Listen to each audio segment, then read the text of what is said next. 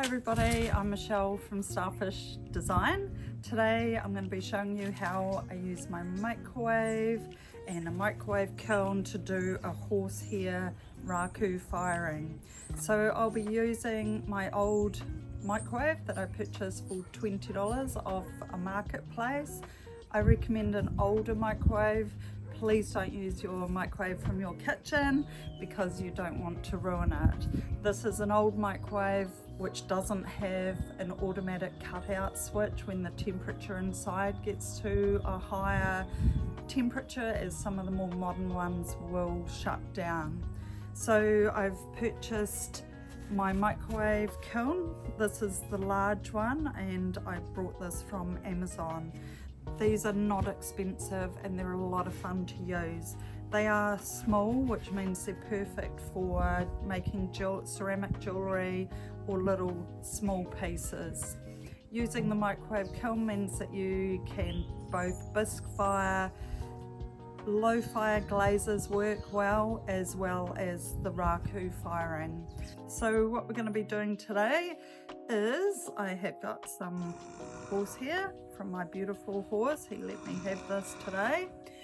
I'll be Raku firing his hair onto this ceramic heart.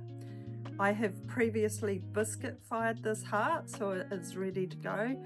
I biscuit fired it using my microwave kiln, which is a great super fast way of getting your bisque fire, and it works really well.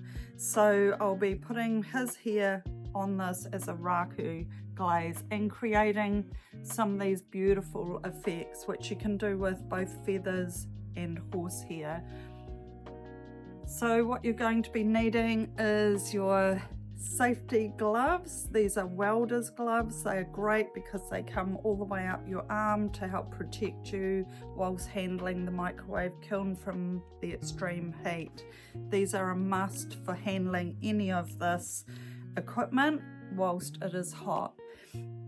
I also like to use blocks. This is actually Hebel, which is heat resistant, so that when you bring your microwave kiln out of the microwave, you've got something to place it on that is not going to burn. The heat from underneath this is extremely hot and it will burn through any bench tops and things like that if you don't have some sort of protective block of either. So you need some sort of protective, whether it's an old kiln shelf, or in my case I'm using Hebel, which works really well, and you just want to make sure that you're keeping your bench top nice and safe and not risking a fire.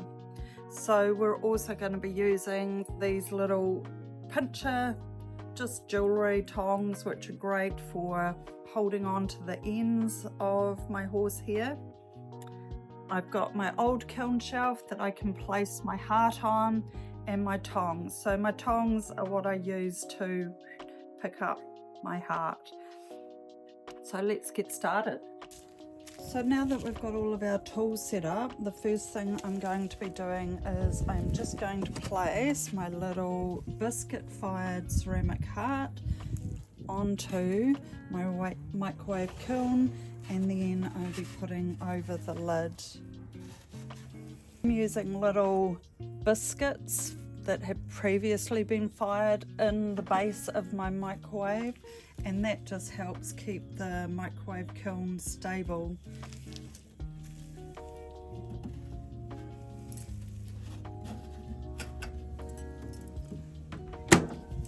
So I like to start my microwave in 3-minute intervals to build up the temperature at the start.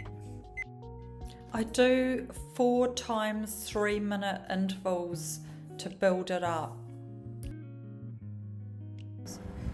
I've done 8 minutes this time, which I'm hoping will bring it up to the top temperature, and then we'll see the glow in the microwave kiln and we'll be able to pull it out and do our Raku.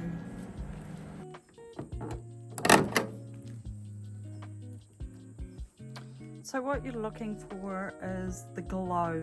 You want to see a glow in the top of your microwave kiln.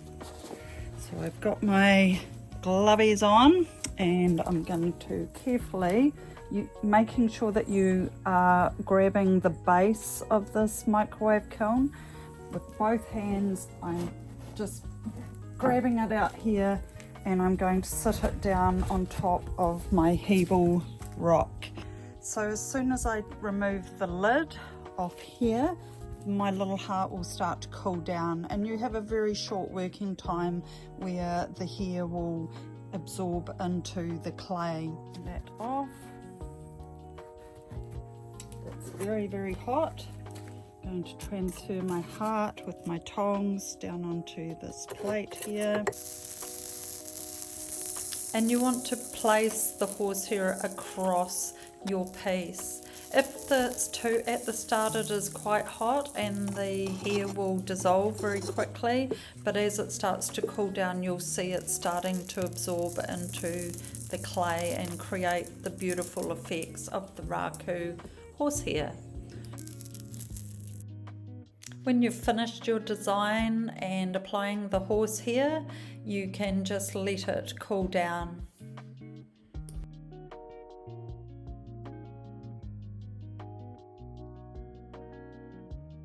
So make sure once you've done your Raku that you carefully secure any hot pieces that might be sitting around that you could forget are very hot, like your microwave kiln. So we're going to just put that lid back on top of there. And as you can see, this part here on this block would be extremely hot, so you do not want to accidentally touch anything until it has cooled down.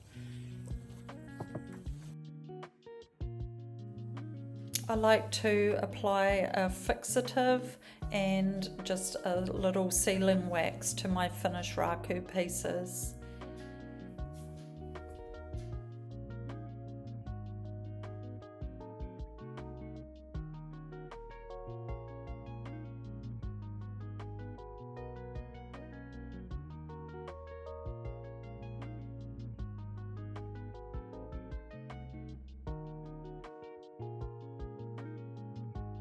Thanks for joining me today in this short tutorial on using your microwave to do horsehair Raku. Hope you enjoyed it. Don't forget to like and subscribe and join me for other really cool little videos on how to use your microwave kiln.